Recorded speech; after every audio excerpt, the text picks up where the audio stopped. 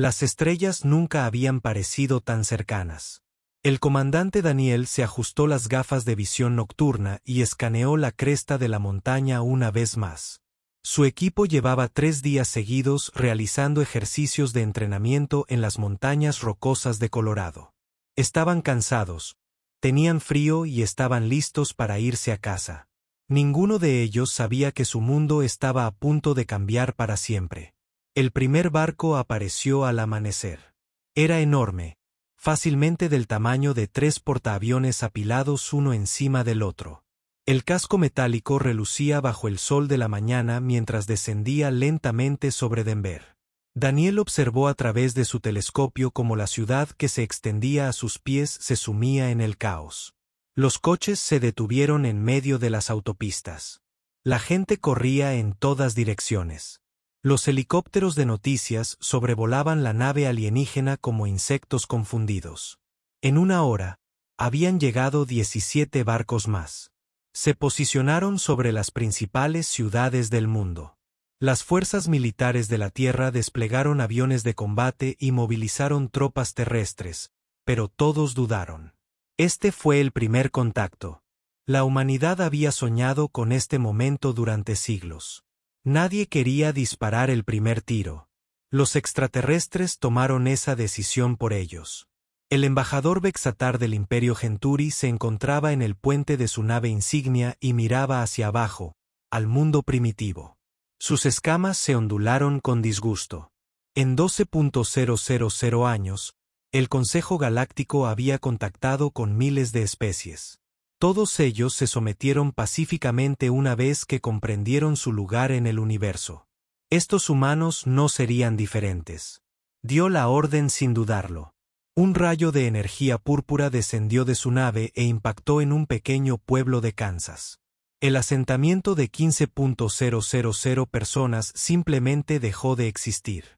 La explosión abrió un cráter de media milla de ancho en la Tierra. Vestar esperó a que los gobiernos del planeta se pusieran en contacto con él para comunicarle su rendición. La respuesta llegó, pero no de ningún gobierno. Daniel no esperó órdenes. En el momento en que vio ese rayo de luz tocar tierra y la nube en forma de hongo elevarse hacia el cielo, tomó su decisión. Su equipo estaba formado por 6 operadores, los mejores soldados de fuerzas especiales que Estados Unidos había producido. Habían entrenado juntos durante 5 años. Confiaban el uno en el otro plenamente. Ahora confiarían el futuro de la humanidad el uno al otro. El sargento Johnson fue el primero en hablar. «Jefe, dígame que vamos a por ese barco». Daniel asintió. «Consigue el equipo. Nos movemos en 30 minutos». El crucero Genturi había aterrizado en un valle a 20 millas de su posición. Allí permanecía, imponente y arrogante, como una montaña de metal. Los alienígenas habían extendido una rampa y apostado guardias alrededor del perímetro. No esperaban problemas. Después de todo, ¿qué podrían hacer estos humanos primitivos contra su tecnología superior?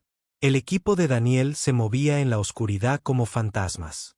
No tenían tecnología alienígena sofisticada, ni armas de energía, ni campos de fuerza. Tenían rifles, explosivos, cuchillos y 5 años de entrenamiento brutal que casi les costó la vida a cada uno de ellos durante la selección. También tenían algo más. Estaban enfadados. La cabo Lisa Grant colocó las cargas en los conductos de energía externos de la nave mientras el sargento Danny Price vigilaba. La especialista Nina Cross pirateó lo que parecía ser un panel de acceso utilizando únicamente un ordenador portátil y unos alicates de corte. Le llevó 40 minutos descifrar el sistema de seguridad alienígena. Debería haber sido imposible. Ella lo hizo de todos modos. El equipo entró en el barco a las 3 horas. El interior era como nada que hubieran visto jamás. Paredes orgánicas pulsadas con luz bioluminiscente. Los pasillos se retorcían de formas que dolían a la vista, pero un pasillo seguía siendo un pasillo. Una puerta seguía siendo una puerta. Y un enemigo seguía siendo un enemigo. Se toparon con su primera patrulla a los 5 minutos. 6 guerreros Genturi, cada uno de 7 metros de altura, con placas de armadura naturales y armas capaces de vaporizar a un humano instantáneamente. El equipo de Daniel eliminó a los 6 en menos de 10 segundos. Un susurro de disparos sordos resonó por el pasillo. Los alienígenas aterrizaron antes de que pudieran dar la alarma. El equipo avanzó más adentro del barco. Despejaron habitación tras habitación con eficiencia mecánica. Se revisó cada rincón. Cada sombra era sospechosa. Se comunicaban mediante señas con las manos y alguna que otra palabra susurrada a través de sus auriculares de radio. Lo habían hecho 1000 veces en los entrenamientos. El hecho de que ahora estuvieran en una nave espacial alienígena apenas los frenó. Vexar se encontraba en su cámara de mando cuando los humanos lo encontraron. Estaba rodeado por 12 guardias de élite, los mejores guerreros que el Imperio Genturi podía producir. El embajador estaba revisando los datos sobre las capacidades militares humanas y riéndose. Estas criaturas poseían armas químicas primitivas y rudimentarias máquinas voladoras. Se rendirían en cuestión de días. La puerta de su habitación estalló hacia adentro. Las granadas aturdidoras llenaron la habitación de luz y sonido. Los guardias tropezaron, temporalmente cegados. El equipo de Daniel se precipitó a través de la brecha como agua a través de una presa rota. La pelea fue breve y brutal. Los guardias murieron. Vestar vivió. Daniel se aseguró de ello. El comandante presionó su rifle contra la cabeza del embajador y habló con claridad. Mataste a 15.000 de los nuestros. Ahora nos vas a ayudar a asegurarnos de que nunca vuelva a suceder. Vexar no podía creer lo que estaba sucediendo. Ninguna especie se había atrevido jamás a atacar a un embajador del Consejo. Ninguna cultura primitiva había logrado infiltrarse con éxito en una nave Genturi. Estos seres humanos deberían haber estado acurrucados en sus ciudades, implorando clemencia. En cambio, 6 de ellos lo acababan de capturar en su propio buque insignia. Daniel solicitó la extracción. En menos de una hora, fuerzas militares humanas rodearon el crucero que había aterrizado. Las demás naves Genturi en órbita detectaron la señal de socorro, pero no supieron cómo responder. Su embajador era un rehén. El ayuntamiento no tenía ningún protocolo para esta situación. Las negociaciones duraron 3 días. Daniel y su equipo mantuvieron a Vexatar en un lugar secreto mientras los gobiernos de la Tierra dialogaban con el Consejo Galáctico. Los alienígenas estaban furiosos y asustados a partes iguales. Exigieron el regreso del embajador. La Tierra exigió respuestas y rendición de cuentas por la masacre de Kansas.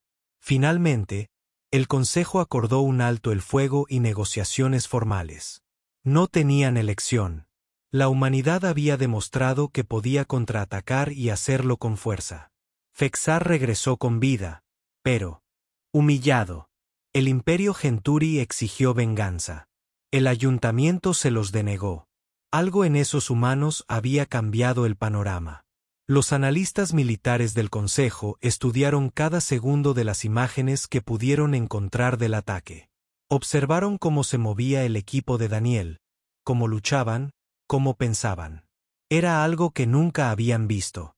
Estos seres humanos actuaban con una precisión que sugería un entrenamiento exhaustivo y un nivel de agresividad que apuntaba a una historia muy oscura. El Consejo Galáctico comenzó a investigar el pasado de la Tierra. Lo que encontraron les perturbó profundamente. La humanidad había estado en guerra durante toda su historia registrada. Luchaban entre sí por recursos, ideas, tierras, y a veces, sin ningún motivo aparente. Su planeta era un cementerio de especies extintas. Sus océanos estaban llenos de descendientes de antiguos depredadores. Su atmósfera misma había sido tóxica para la vida compleja. Los humanos habían evolucionado en un mundo mortal. Habían sobrevivido convirtiéndose en la especie más peligrosa de la galaxia, y ahora andaban sueltos por ella. 6 meses después, a la humanidad se le concedió la membresía provisional en el Consejo Galáctico. La Tierra recibió un asiento y derechos comerciales limitados. La declaración oficial del Consejo dio la bienvenida a la humanidad a la comunidad galáctica. La declaración extraoficial que circuló discretamente entre los líderes militares de las especies miembros era mucho más sencilla. Ten cuidado con estos humanos. Contraatacan. La teniente Kate Sullivan permanecía de pie en la sala de reuniones de la estación Luna y miraba los rostros que la observaban. 12 extraterrestres de 8 especies diferentes estaban sentados en la galería de observación. Estaban allí para presenciar una manifestación. El Consejo Galáctico quería comprender qué hacía tan efectivos a los operadores de fuerzas especiales humanas. Kate estaba a punto de mostrárselo. El escenario era sencillo sobre el papel. Un grupo terrorista había tomado 30 rehenes dentro de unas instalaciones en el nivel inferior de la estación. Los rehenes estaban repartidos en varias habitaciones. Los terroristas contaban con armas pesadas, chalecos antibalas y posiciones defensivas. La disposición de las instalaciones hacía prácticamente imposible un ataque directo. Las propias unidades militares del Consejo habían intentado este mismo escenario el mes pasado. Su mejor equipo lo completó en 40 minutos con un 70% de bajas. Kate tenía 12 operadores bajo su mando. Tenía 4 minutos para planificar y tiempo ilimitado para ejecutar. Los extraterrestres esperaban que los humanos tardaran al menos 1 hora. No tenían idea de lo que venía.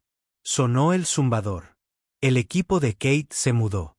El sargento Roy Palmer derribó la primera puerta con una carga hueca que cortó la cerradura como si fuera mantequilla.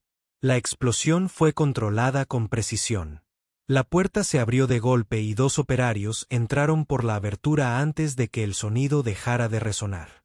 Dentro de la habitación, 4 terroristas simulados se volvieron hacia el ruido. Nunca lograron levantar sus armas. Los proyectiles de pintura impactaron 2 veces en el pecho de cada objetivo. Los operadores ya se estaban trasladando a la sala contigua. En la galería de observación, los observadores alienígenas se inclinaron hacia adelante. Los humanos se movían más rápido de lo esperado, mucho más rápido. La cabo Amy Wells lideró al segundo equipo a través de un conducto de ventilación que los diseñadores del escenario consideraron demasiado pequeño para su uso en combate. Estaba equivocada.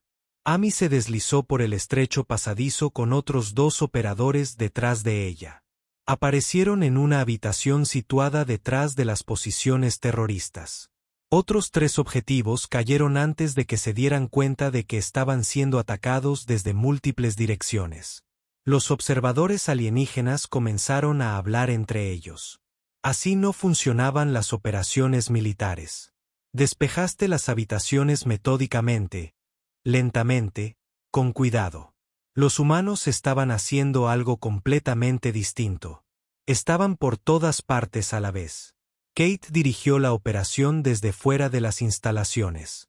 Ella observaba las imágenes de las cámaras del casco de su operador y ajustaba el plan en tiempo real. 2 equipos atacaron la sala principal de rehenes desde diferentes ángulos, mientras que un tercer equipo avanzaba por el subsuelo para cortar cualquier ruta de escape. La coordinación fue perfecta. Cada operador sabía dónde se encontraba cada uno de los demás en todo momento. La sala principal de rehenes era el objetivo más difícil. 8 terroristas con armas pesadas rodearon a 20 rehenes. La habitación tenía únicamente 2 entradas, ambas protegidas por campos de fuego entrelazados. Los equipos del Consejo habían sufrido numerosas bajas al intentar derribar esta posición. La gente de Kate ni siquiera redujo la velocidad. Las granadas aturdidoras entraron simultáneamente por ambas puertas. Los terroristas tropezaron, quedaron cegados y ensordecidos. Medio segundo después, los operadores humanos irrumpieron en la sala desde 3 direcciones. La tercera entrada era un panel del techo que nadie había considerado un punto de acceso viable. El especialista Carl Bennett se lanzó a través de él y eliminó a 2 terroristas incluso antes de tocar el suelo. 4 minutos y 37 segundos después de que sonara la alarma, todos los terroristas fueron neutralizados y todos los rehenes fueron puestos a salvo. El equipo de Kate no había perdido a ningún operador. Los alienígenas permanecieron en un silencio atónito. El periódico Karate Observer fue el primero en pronunciarse. El comandante Track era un veterano de 200 batallas. Medía 8 toneladas de altura y su especie había sido criada para la guerra durante 10 generaciones. Miró a los operadores humanos y sintió algo que no había experimentado en 30 años. Se sentía inadecuado. Tra exigió un ejercicio de entrenamiento conjunto. Su gobierno quería comprobar si la manifestación había sido una casualidad. El Consejo Galáctico lo aprobó de inmediato. Ellos también querían respuestas. 3 semanas después, Tra llegó a la Tierra con todo un batallón de guerreros Karate. En los juegos de guerra, se enfrentarían a un equipo de fuerzas especiales humanas. Los alienígenas esperaban ganar fácilmente gracias a su superioridad numérica y sus capacidades físicas excepcionales. El sargento mayor Danny Price recibió el mando del equipo humano. Tenía 6 operadores y una semana entera para preparar el campo de batalla. Los Karate contaban con 300 guerreros y todas las ventajas que su tecnología podía ofrecer. El ejercicio bélico se llevaría a cabo en la naturaleza canadiense, 10.000 millas cuadradas de bosques y montañas. Los Karate debían dar caza y eliminar al equipo humano. Los humanos solo tenían que sobrevivir durante 72 horas. Los Karate perdieron contacto con su primera patrulla al cabo de una hora. 20 guerreros simplemente desaparecieron en el bosque. Los encontraron 6 horas después, atados y despojados de sus armas. Ningún Karate había visto a sus atacantes. Los humanos los habían atropellado durante un cruce de río, acabando con toda la patrulla en menos de 30 segundos. Track ajustó sus tácticas. Concentró sus fuerzas y las movilizó en grupos más grandes. Los humanos no podrían enfrentarse a 50 guerreros a la vez. Él tenía razón. No lo intentaron. En cambio, cambiaron las reglas del juego. El equipo de DY no luchaba como soldados. Lucharon como depredadores. Colocaron trampas que inutilizaban los vehículos. Contaminaron los suministros de agua con productos químicos inofensivos pero extremadamente desagradables. Utilizaron tácticas de guerra psicológica, reproduciendo sonidos a través de altavoces ocultos en plena noche. Lograron que los Karate se volvieran paranoicos, cansados y enojados. El segundo día, los Karate tuvieron suerte. Una patrulla avistó a uno de los operadores humanos moviéndose a través de un claro. Solicitaron refuerzos y rodearon la zona con más de 100 guerreros. Entraron con cautela, con las armas preparadas. Encontraron un maniquí vestido con indumentaria de combate humana con una radio que reproducía voces humanas. El claro estaba minado. 40 Karate fueron eliminadas cuando activaron la trampa al intentar huir. Track se dio cuenta de que lo estaban cazando. Los humanos no intentaban sobrevivir. Intentaban ganar. El compromiso final tuvo lugar el tercer día. El equipo de DY lanzó un asalto contra el puesto de mando de Karate. Llegaron al amanecer, moviéndose entre la niebla matutina como fantasmas. Las granadas de humo ocultaron su aproximación. Las armas con silenciador abatieron a los centinelas. Para cuando Track se dio cuenta de que estaba siendo atacado, los operadores humanos ya estaban dentro de su perímetro. La pelea fue caótica y brutal. Los Karate poseían una fuerza superior y una armadura natural. Los humanos poseían velocidad, creatividad y una capacidad casi sobrenatural para aprovechar cualquier error. La especialista Nina Cross utilizó un gancho de agarre para columpiarse a través de una ventana que debería haber estado demasiado alta para alcanzar. La cabo Lisa Grant preparó un tanque de combustible para que explotara y creara una distracción. El sargento Johnson fue eliminado. 6 guerreros Karate en combate cuerpo a cuerpo usando únicamente un cuchillo y pura determinación. Danny Price capturó personalmente al comandante Tra. El guerrero Karate estaba sentado en su silla de mando cuando sintió algo frío que le presionaba el cuello. Danny había entrado en la tienda a través de una trampilla de ventilación y había cruzado 3 metros de terreno abierto sin hacer ruido. El juego de guerra había terminado. Los humanos habían ganado. Las imágenes del ejercicio se difundieron por toda la galaxia en cuestión de días. Analistas militares de todas las especies estudiaron las grabaciones. Observaron cómo se movían los operadores humanos y se dieron cuenta de que estaban viendo algo que no debería existir. No eran simples soldados. Eran artistas de la violencia, maestros de un oficio que la mayoría de las especies habían olvidado. La galaxia comenzó a llamarlos con nuevos nombres. Los silenciosos, los elegidos de la muerte, guerreros de las sombras. Algunas de las especies más religiosas afirmaban ser la manifestación física de antiguos dioses de la guerra, enviados para recordar al universo que la paz requería la capacidad de ejercer la violencia. Los operadores de fuerzas especiales humanas se convirtieron en leyendas. Jóvenes guerreros de docenas de especies intentaron unirse a los programas de entrenamiento humanos. El 90% fracasó durante la primera semana. Los que sobrevivieron más tiempo aprendieron que los humanos no solo entrenan a sus soldados. Los desmantelaron y los reconstruyeron convirtiéndolos en algo más duro, más rápido e infinitamente más peligroso. El estatus diplomático de la Tierra cambió de la noche a la mañana. La membresía en periodo de prueba fue elevada a la categoría de miembro pleno. Media docena de especies solicitaron asesores militares humanos. El mando militar del Consejo quería aprender tácticas humanas. Querían comprender cómo una especie que solo llevaba unas décadas en el espacio podía producir guerreros que superaban a veteranos con siglos de experiencia. Kate Sullivan ofreció decenas de sesiones informativas a oficiales militares alienígenas. Intentó explicar que los operadores de fuerzas especiales no eran sobrehumanos. Simplemente estaban muy bien entrenados, altamente motivados y dispuestos a hacer lo que fuera necesario para completar la misión. Los extraterrestres no le creyeron. Habían visto las imágenes. Sabían de lo que eran capaces los humanos.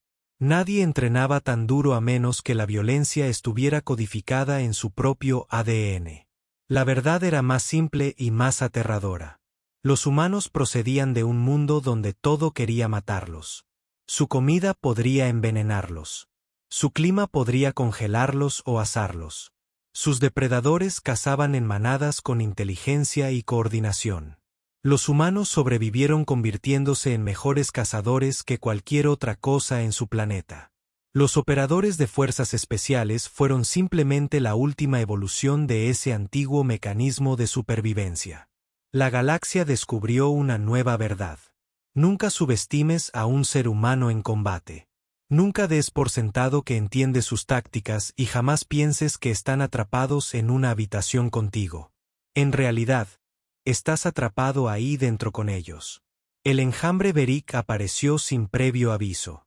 En un instante, el sistema Paleón era pacífico, hogar de 8.000 millones de almas que vivían en 3 mundos terraformados.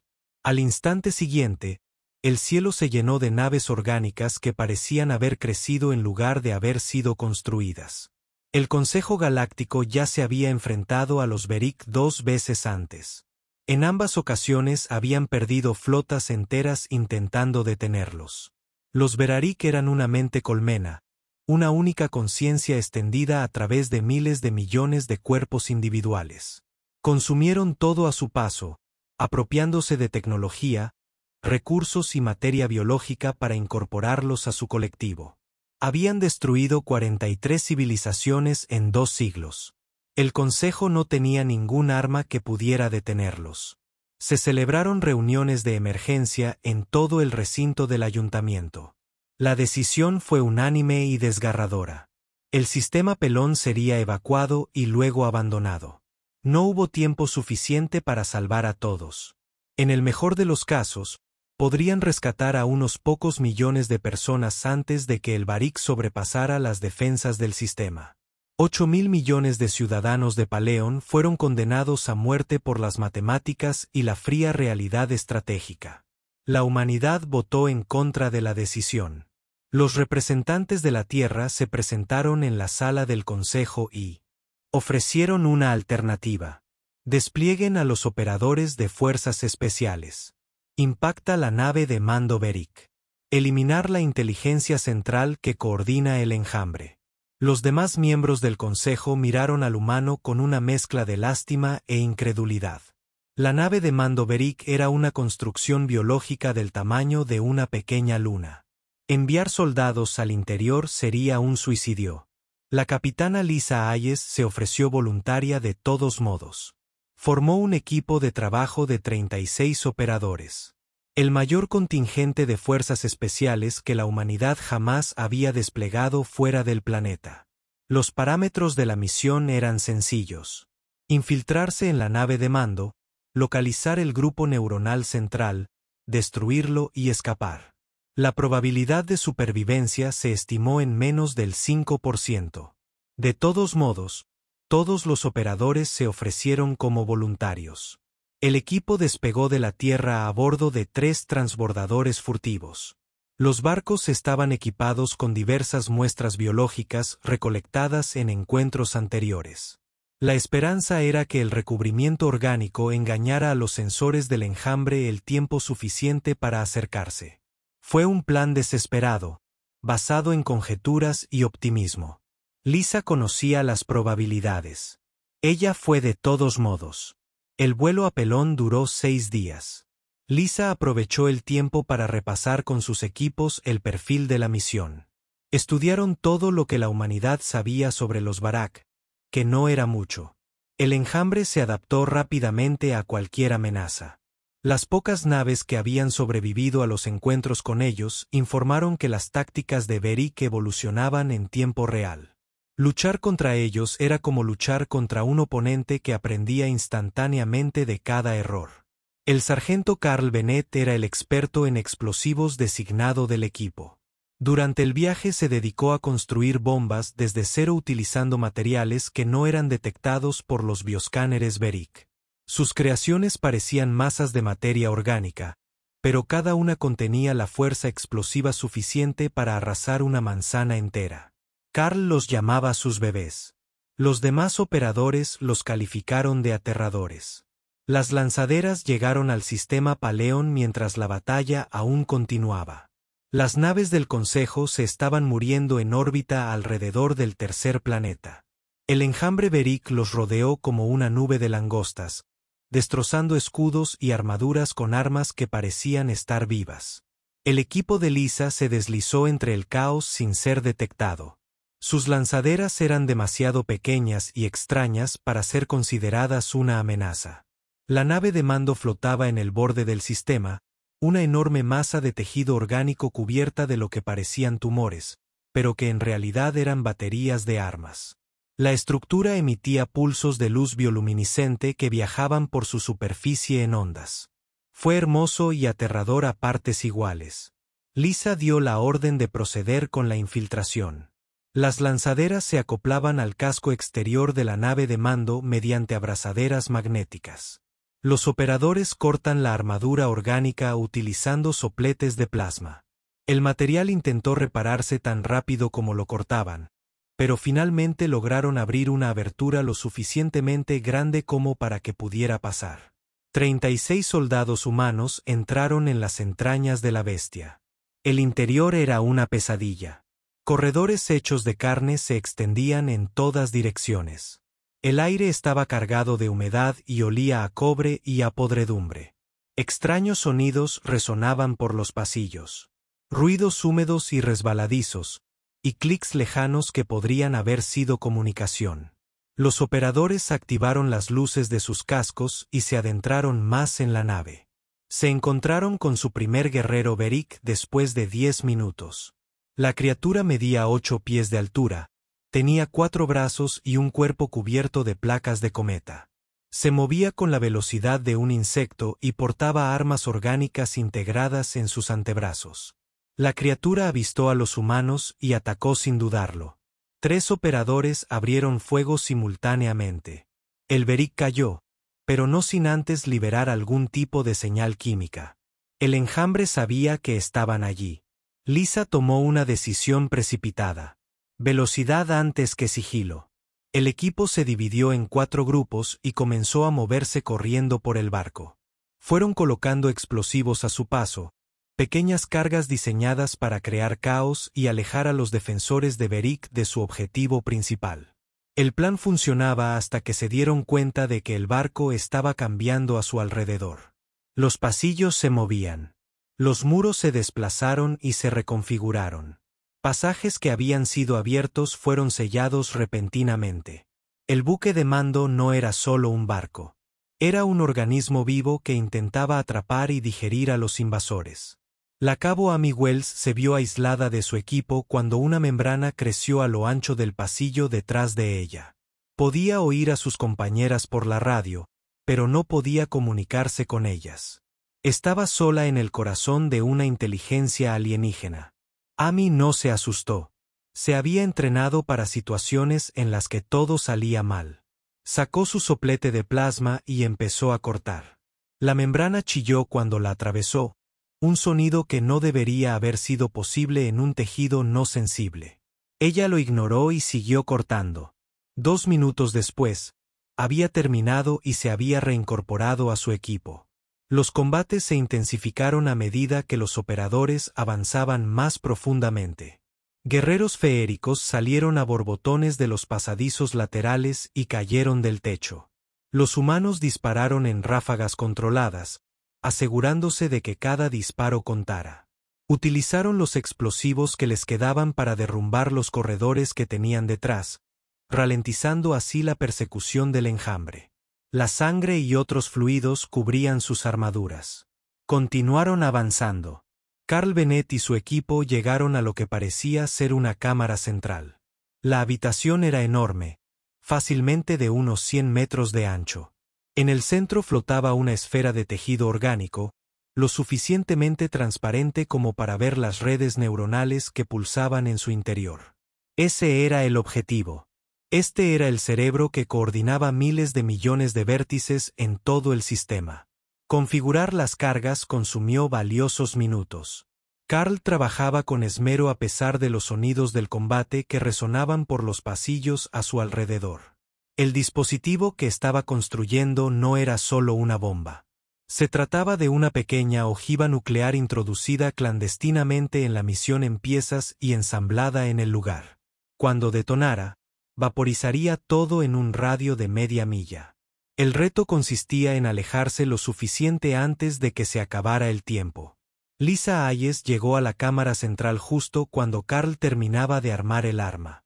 Detrás de ella, los sonidos de los disparos se acercaban.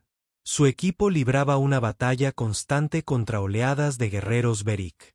Se habían quedado sin munición y solo les quedaban cuchillos y combate cuerpo a cuerpo. Miró la bomba, miró a su equipo y tomó la decisión más difícil de su vida. Ella ordenó la evacuación. 35 operadores comenzaron a abrirse paso a empujones de regreso a los transbordadores. Lisa se quedó atrás. Alguien tenía que asegurarse de que el Beric no desactivara el dispositivo. Alguien tenía que detonarlo manualmente si fallaba el temporizador.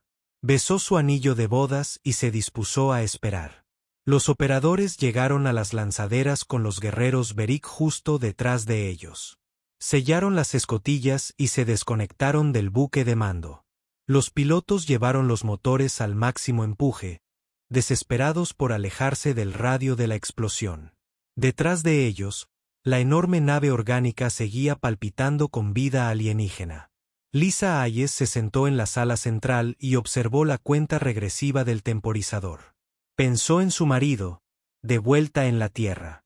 Pensó en los 8.000 millones de ciudadanos de Paleón que vivirían gracias a lo que estaba a punto de suceder. Ella pensó que era un trato justo. El cronómetro llegó a 0. La explosión fue visible desde 3 sistemas estelares de distancia. La nave de mando Beric simplemente dejó de existir, reemplazada por una esfera de fuego nuclear en expansión. Las naves en enjambre del sistema Pelón dejaron de moverse. Sin su inteligencia central que los coordinara, los organismos Beric individuales volvieron a patrones de comportamiento simples. Eran peligrosos, pero ya no estaban organizados. La flota del Consejo los destruyó en cuestión de horas. 35 operadores humanos regresaron a la Tierra como héroes. Un capitán fue recordado como una leyenda. El Consejo Galáctico celebró un servicio conmemorativo que fue transmitido a través del espacio conocido. Un embajador tras otro se puso de pie y elogió a Lisa Hayes y a su equipo. La llamaban Misión Imposible. Lo llamaron un milagro. Lo consideraron prueba de que los humanos eran la especie más peligrosa que la galaxia jamás había encontrado. Pero en las conversaciones discretas entre los líderes militares, se utilizaba una palabra diferente. Lo calificaron de aterrador. La humanidad acababa de demostrar su capacidad para atacar el corazón de un enemigo que había destruido 43 civilizaciones. Lo lograron con tan solo 36 soldados y la voluntad de sacrificarlo todo por la misión. Los militares de la galaxia comenzaron a enseñar el funcionamiento del sistema Peleón como un caso de estudio. Los jóvenes oficiales estudiaron las tácticas y quedaron maravillados ante la audacia. Algunas especies intentaron replicar el entrenamiento de las fuerzas especiales humanas. La mayoría se rindió en cuestión de semanas. El entrenamiento físico fue bastante brutal, pero los aspectos psicológicos fueron peores. Los humanos entrenaron a sus operadores para que funcionaran en situaciones donde la muerte no solo era posible, sino probable. La mayoría de las especies no podrían aceptar ese nivel de riesgo. El título se le otorgó al Arconte, que era el ser vivo más antiguo del Consejo Galáctico. Nadie conocía su verdadera especie porque había modificado su cuerpo tantas veces a lo largo de sus 3.000 años de vida.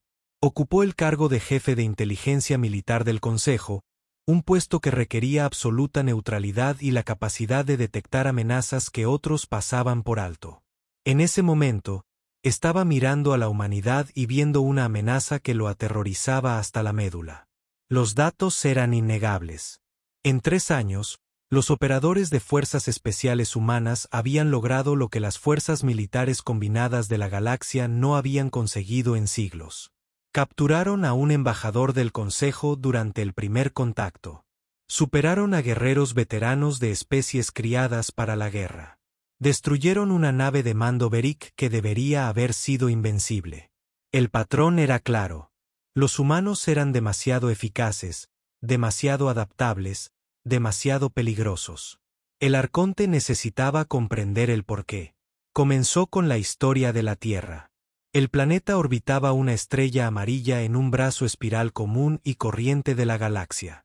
Gravedad estándar, nitrógeno, oxígeno, atmósfera, agua abundante. En apariencia, era un mundo paradisíaco.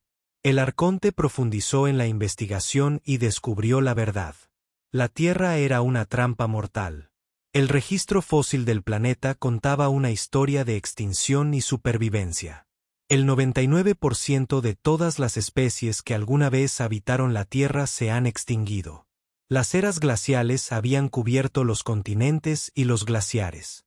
Los impactos de asteroides habían bloqueado el Sol durante años. Las erupciones volcánicas habían envenenado la atmósfera. Supertormentas, sequías, inundaciones y plagas mataron a miles de millones de organismos. La vida en la Tierra sobrevivió volviéndose increíblemente resistente o extinguiéndose por completo. Los humanos evolucionaron en este entorno. No eran la especie más fuerte de su planeta. No eran los más rápidos ni los mejor blindados. Sobrevivieron convirtiéndose en los más inteligentes y adaptables. Cuando el clima cambió, ellos cambiaron con él. Cuando los depredadores los cazaban, aprendieron a cazar para defenderse. Cuando los recursos escasearon, aprendieron a cooperar y a compartir. La evolución forjó a la humanidad en un crisol de amenazas constantes. El Arconte encontró registros de los depredadores de la Tierra y sintió un miedo genuino. Criaturas que cazaban en manadas con estrategias coordinadas. Animales que podían correr durante horas sin cansarse. Reptiles con veneno que causaba una muerte agónica. Insectos que transmitían enfermedades peores que cualquier arma biológica desarrollada en la galaxia. Los humanos compartieron su mundo con las pesadillas y aprendieron a ser la peor pesadilla. Pero la verdadera revelación llegó cuando el arconte estudió la guerra humana. Todas las especies luchaban contra eso, era universal. Pero los humanos tomaron la guerra y la elevaron a la categoría de arte. Llevaban al menos 10.000 años librando conflictos organizados. Desarrollaron estrategias, tácticas, armas y doctrina militar con una sofisticación que a la mayoría de las especies les llevó siglos alcanzar. Los humanos lo hicieron mientras aún estaban aprendiendo sobre agricultura. Las guerras eran interminables. Las tribus luchaban por los territorios de caza. Los reinos lucharon por el territorio. Los imperios se enfrentaron por recursos e ideología. Tan solo en el siglo XX, la humanidad libró 2 guerras mundiales que causaron la muerte de más de 100 millones de personas. Desarrollaron armas capaces de destruir toda su civilización.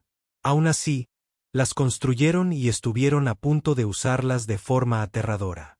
La humanidad sobrevivió a sus propias tendencias violentas gracias a la pura suerte y a la tenue amenaza de la destrucción mutua asegurada. El arconte recopiló sus hallazgos en un informe clasificado. La conclusión era inevitable. Los seres humanos fueron sobrediseñados para la supervivencia. Todas las amenazas que la galaxia utilizó en la guerra. La Tierra ya había azotado a la humanidad durante millones de años. Armas biológicas. Los humanos evolucionaron junto a bacterias y virus que hacían que las armas biológicas galácticas parecieran inofensivas. Ataques químicos. La atmósfera terrestre ha sido tóxica en múltiples ocasiones. Los humanos se adaptaron. Guerra psicológica. Los humanos lo inventaron y lo practicaron unos con otros durante milenios. Los operadores de fuerzas especiales humanas representaron la cúspide absoluta de esta carrera armamentística evolutiva. Estos individuos fueron seleccionados del 1% superior de una especie ya de por sí militarizada. Los programas de formación lograron un resultado del 70 al 80% entre los candidatos. Quienes sobrevivieron se convirtieron en algo que no debería existir fuera de la mitología. Eran guerreros capaces de funcionar sin dormir durante días. Sobrevivir en entornos que matarían a la mayoría de las especies y resolver problemas tácticos complejos bajo estrés extremo. Eran armas vivientes, perfeccionadas durante millones de años de evolución y décadas de entrenamiento brutal. El arconte presentó sus conclusiones al Consejo en sesión privada. La sala quedó en silencio mientras él explicaba lo que realmente era la humanidad. No eran simplemente otra especie que se unía a la comunidad galáctica. Eran depredadores supremos que se habían quedado sin oponentes dignos en su propio mundo y ahora miraban hacia afuera. El Consejo los había acogido pensando que podrían ser controlados, civilizados y ablandados mediante la exposición a culturas pacíficas. La investigación del arconte sugería que eso era peligrosamente ingenuo.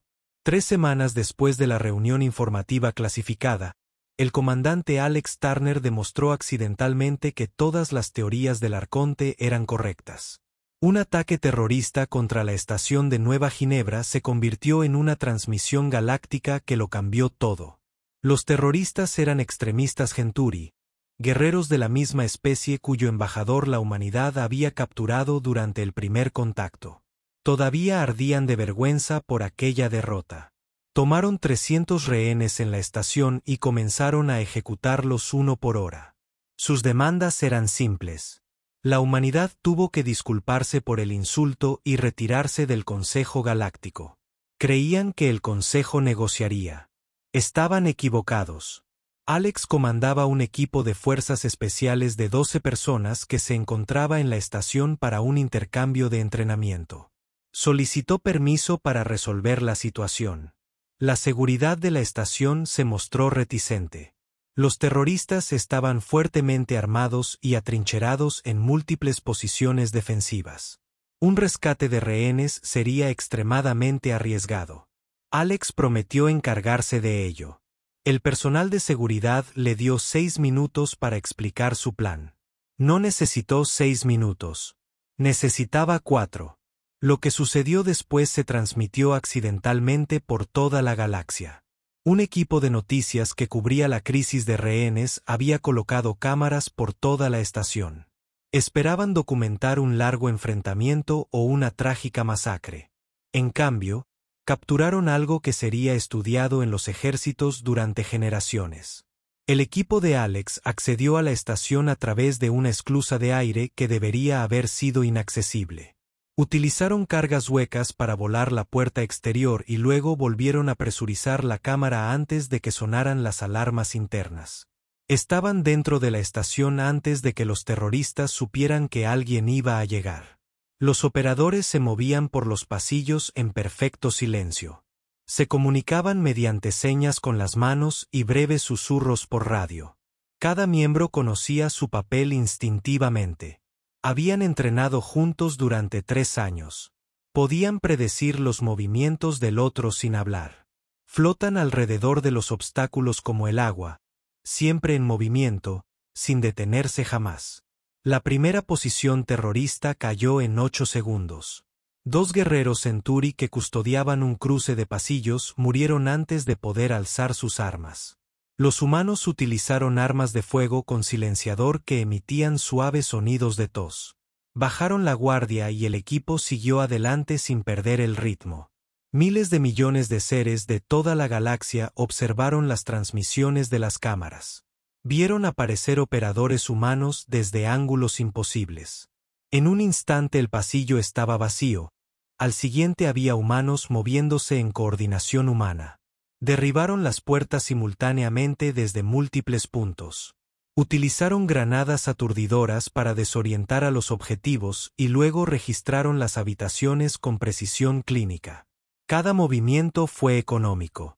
Todos los disparos dieron en el blanco. No hubo esfuerzos en vano, ni vacilaciones, ni piedad. El principal grupo de rehenes fue retenido en la plaza central de la estación. 15 terroristas rodearon a 200 rehenes. El puesto fue diseñado para ser invendible. Múltiples niveles de observación, campos de fuego superpuestos y los propios rehenes utilizados como escudos humanos. El equipo de Alex lo consiguió en 90 segundos. Llegaron desde arriba, desde abajo y a través de muros que los terroristas desconocían que fueran vulnerables. Los operadores descendían del techo mediante líneas casi invisibles. Otros emergieron de túneles de mantenimiento y sistemas de ventilación. El ataque estuvo perfectamente sincronizado. Todos los terroristas fueron atacados simultáneamente. No podían coordinar una defensa porque todos luchaban por sus vidas. En ese mismo instante, la galaxia presenció cómo operadores de fuerzas especiales humanas demostraban técnicas de combate que parecían casi sobrenaturales. Se movían en secciones de gravedad cero sin disminuir la velocidad. Disparaban mientras se movían, cambiando de dirección y coordinándose con sus compañeros a través de las paredes. Un agente abatió a 3 terroristas en combate cuerpo a cuerpo utilizando técnicas que parecían más una danza coreografiada que una pelea. 6 minutos después del asalto, todos los terroristas fueron neutralizados y todos los rehenes estaban a salvo. El equipo de Alex no había perdido ni un solo operador. Los rehenes sufrieron 2 heridas leves al ser derribados durante el rescate. La precisión fue quirúrgica. La violencia fue abrumadora. El mensaje era claro. La transmisión terminó, pero el daño ya estaba hecho. Todas las especies de la galaxia acababan de presenciar cómo los humanos realizaban operaciones de combate a un nivel que no debería ser físicamente posible. Los analistas militares reprodujeron las imágenes fotograma a fotograma. Estudiaron las tácticas, la coordinación, la pura audacia del asalto. Nada de eso debería haber funcionado. Las variables eran demasiado complejas. El momento tenía que ser perfecto. Los humanos lo hicieron parecer fácil. Los líderes religiosos de toda la galaxia comenzaron a predicar nuevos sermones. Hablaban de la advertencia final del Dios, una especie enviada para recordar al universo que la paz solo era posible cuando estaba respaldada por la capacidad de una violencia abrumadora.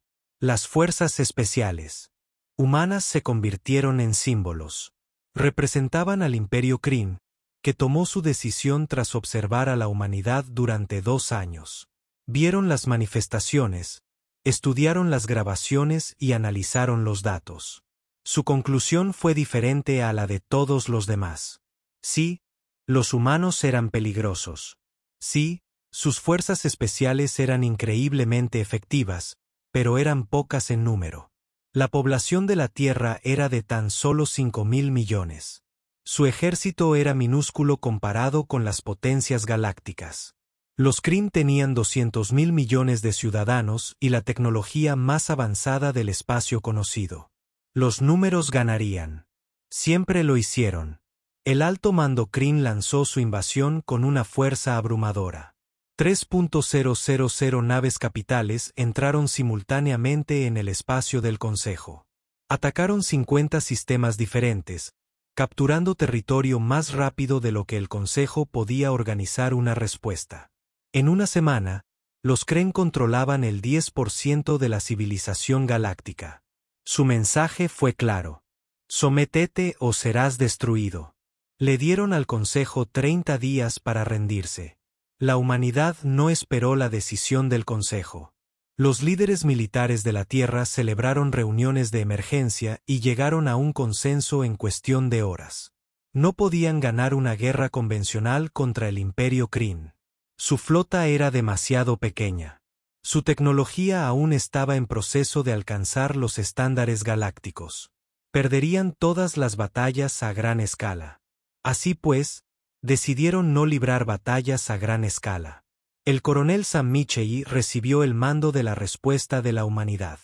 Se plantó frente a 300 operadores de fuerzas especiales y describió una misión que, en comparación, hacía que la incursión de Beric pareciera sencilla. No iban a luchar contra el ejército Kryn. Iban a dar caza a los líderes Kryn. Todo general, todo almirante, todo político que apoyara la invasión se convertiría en un objetivo. Los operadores se convertirían en fantasmas, moviéndose por el espacio Kryn y eliminando la estructura de mando del imperio persona por persona. El Consejo consideró que el plan era una locura.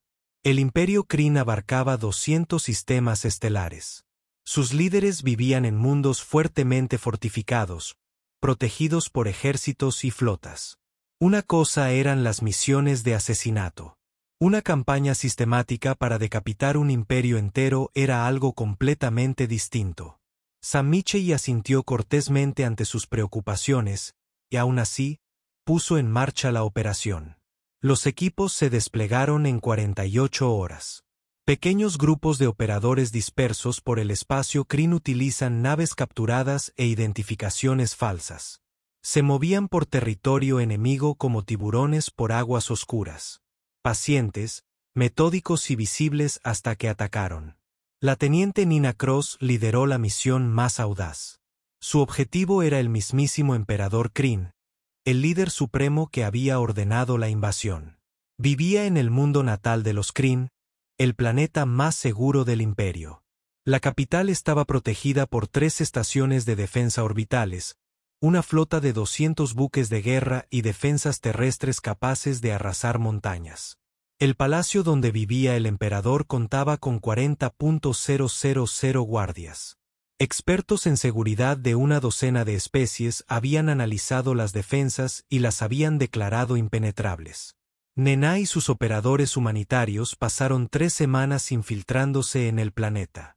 Llegaron como refugiados utilizando documentos falsificados y disfraces. Se separaron y tomaron rutas diferentes, teniendo cuidado de no contactarse nunca hasta estar en posición. Na trabajaba como contratista de limpieza en un edificio cercano al palacio. Estuvo fregando suelos y vaciando la basura durante 2 semanas. Siempre observando, siempre aprendiendo. Los operadores vivían literalmente en las paredes. Encontraron túneles de servicio y espacios de mantenimiento que los Kryn no vigilaban porque suponían que nadie podría sobrevivir en condiciones tan reducidas. Los humanos podrían. Habían evolucionado para ser adaptables. La incomodidad era simplemente otra forma de normalidad. Estudiaron la seguridad del palacio durante días. Rotaciones de guardias, rutas de patrulla, puntos ciegos del sistema de seguridad. Aprendieron los patrones y ritmos de las instalaciones. Descubrieron que al emperador le gustaba pasear por su jardín privado al amanecer, acompañado únicamente por su guardia personal, compuesta por 50 guerreros de élite. Fue el momento en que más cerca estuvo de ser accesible. El ataque tuvo lugar un martes por la mañana. El emperador paseaba por su jardín mientras el sol salía sobre la capital. Su guardia lo rodeaba con múltiples capas de seguridad. Los sensores monitorizaban el espacio aéreo. Las cámaras vigilaban desde todos los ángulos. Debería haber sido imposible contactar con él. El equipo de navegó a través del sistema de riego subterráneo del jardín. Llevaban 6 horas escondidos en los túneles, respirando a través de respiradores y esperando el momento preciso. Cuando el emperador se detuvo a admirar una flor en particular, atacaron. Los operadores emergieron de las alcantarillas y atacaron antes de que los guardias pudieran reaccionar. El susurro de las armas silenciadas resonaba en el aire matutino. 12 guardias cayeron en los 2 primeros segundos. Los demás intentaron formar una barrera protectora alrededor del emperador. Eran demasiado lentos. Naya estaba dentro de su perímetro, con su arma reglamentaria apuntando a la cabeza del emperador. El enfrentamiento duró 3 segundos. Los guardias del emperador sabían que no podían disparar sin matar a su líder. Na sabía que estaba rodeada y no tenía escapatoria. Aún así, apretó el gatillo. El emperador murió en su propio jardín, asesinado por un humano al que la mayoría de sus guardias nunca vio con claridad. Na y su equipo lograron escapar del palacio luchando. Perdieron a 2 operadores en la huida, pero los 6 restantes lograron llegar a un punto de extracción donde les esperaba una lanzadera robada. Abandonaron el planeta antes de que el ejército Kryn comprendiera completamente lo que había sucedido. El emperador había muerto, asesinado en el corazón del lugar más seguro del imperio. El mensaje era claro. Nadie estaba a salvo. En todo Krinspace se estaban desarrollando operaciones similares. El capitán Roy Palmer dirigió una incursión en el Centro de Coordinación Militar de Kryn Prime. Su equipo utilizó explosivos para derrumbar el edificio principal, matando a 3 almirantes y 17 generales en un solo ataque. El sargento Johnson dio caza a un comandante de flota que dirigía la invasión desde una nave insignia en el espacio profundo. El equipo de abordó el barco durante una transferencia rutinaria de suministros y mató al comandante en sus propios aposentos. Las operaciones continuaron durante semanas. Los líderes Kryn se despertaban cada mañana sin saber si ese sería el día en que los humanos vendrían a buscarlos. Los detalles de la escolta se triplicaron. Las medidas de seguridad alcanzaron niveles paranoicos. La estructura de mando del imperio comenzó a fracturarse. Nadie quería tomar decisiones porque tomar decisiones significaba ser visible, y ser visible significaba convertirse en un objetivo. El ejército de Kryn intentó tomar represalias. Lanzaron ataques contra objetivos humanos, pero no había nada que alcanzar. Los operadores de fuerzas especiales de la Tierra ya estaban desplegados y operando de forma autónoma. Matar civiles no los traería de vuelta a casa. Los Kryn consideraron atacar la Tierra misma. Pero el Consejo dejó claro que eso significaría una guerra total. Las otras especies quizá temieran a la humanidad, pero temían aún más lo que sucedería si los Kryn lograban enfadar a los humanos. La guerra duró 6 semanas. El imperio Kryn no colapsó a causa de una derrota militar. Se derrumbó por el miedo. Los líderes políticos se negaron a gobernar. Los comandantes militares se negaron a dar órdenes. El gobierno central se fracturó cuando diferentes facciones intentaron negociar por separado con los humanos. La muerte del emperador provocó una crisis sucesoria. 3 clanes diferentes lucharon por el trono. Mientras la fuerza invasora se desmoronaba por falta de coordinación, el imperio Kryn solicitó la paz. Retiraron todas sus fuerzas del espacio municipal y acordaron pagar cuantiosas reparaciones. El tratado de paz incluía una cláusula que la humanidad había exigido. La doctrina militar Kryn se revisaría para incluir principios estratégicos humanos y los oficiales Kryn estarían obligados a estudiar las tácticas de las fuerzas especiales humanas. Los Kryn estuvieron de acuerdo con todo. Simplemente querían que los humanos dejaran de cazarlos. El Consejo Galáctico celebró un festejo que duró 3 días. Se pronunciaron discursos que elogiaban el coraje y la eficacia de la humanidad. Los embajadores hicieron fila para agradecer a Sam Michey y a sus operadores. El noticiero la calificó como la guerra más corta de la historia galáctica. Los analistas militares lo calificaron de revolución en la guerra. Los líderes religiosos lo interpretaron como prueba de intervención divina. Pero en las conversaciones tranquilas, la verdad se decía con claridad. La humanidad había cambiado la naturaleza fundamental de la guerra. Las flotas y los ejércitos ya no importaban tanto cuando un pequeño equipo de humanos decididos podía llegar a cualquiera, en cualquier lugar y en cualquier momento. Las fortificaciones y los guardias no significaban nada contra los operadores que habían sido entrenados para superar obstáculos imposibles. La concepción de seguridad de la galaxia se había hecho añicos y tendría que reconstruirse desde cero. El título se volvió permanente. Los operadores de fuerzas especiales humanas fueron reconocidos oficialmente como la última advertencia de Dios. Eran la prueba viviente de que el universo aún tenía ferocidad, de que la evolución aún podía producir depredadores supremos y de que la paz solo era posible cuando estaba respaldada por la capacidad de una violencia abrumadora. El Consejo creó un nuevo puesto militar específicamente para la humanidad. Servirían como guardianes, entrenadores y última línea de defensa contra las amenazas existenciales. Equipos de fuerzas especiales desplegados por toda la galaxia. Entrenaron a los militares aliados para que respondieran a las amenazas emergentes y garantizaran que la unidad más sólida se mantuviera. Su presencia era sutil pero constante. Las organizaciones criminales se derrumbaron cuando descubrieron que los humanos las estaban investigando. Los grupos terroristas se disolvieron antes que enfrentarse a redadas de fuerzas especiales. Los potenciales agresores reconsideraron sus planes al recordar lo que le sucedió al Imperio Kryn. Daniel, ahora general, se encontraba frente a una nueva promoción de candidatos a las fuerzas especiales. Habían transcurrido 5 años desde el primer contacto.